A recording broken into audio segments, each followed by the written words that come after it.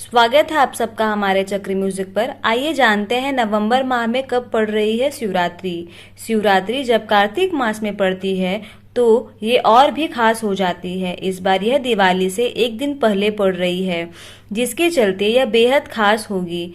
आइए जानते हैं उसकी पूजा विधि और मुहूर्त। हिंदू पंचांग के अनुसार वर्ष में फाल्गुन शिवरात्रि महाशिवरात्रि के रूप में मनाई जाती है, लेकिन हर माह पड़ने वाली शिवरात्रि का भी विशेष महत्व होता है। इस दिन व्रत पूजन के साथ शिव का अभिषेक बहुत शुभ रहता है। इस बार यह शिवरात्रि दिवाली के ठीक एक दिन पहले 3 नवंबर 2021 को पड़ रही है। धार्मिक मान्यता के अनुसार प्रत्येक शिवरात्रि पर व्रत और पूजन करने से व्यक्ति को समस्त कष्टों से मुक्ति मिलती है और भगवान शिव की कृपा बरसती है। मासिक शिवरात्रि शुभ मुहूर्त। कार्तिक शिवरात्रि का व्रत 3 नवंबर 2021 दिन बुधवार को होगा। कार्तिक चतुर्दशी तिथि आरंभ 3 नवंबर 2021 दिन प्रातः 11:32 से।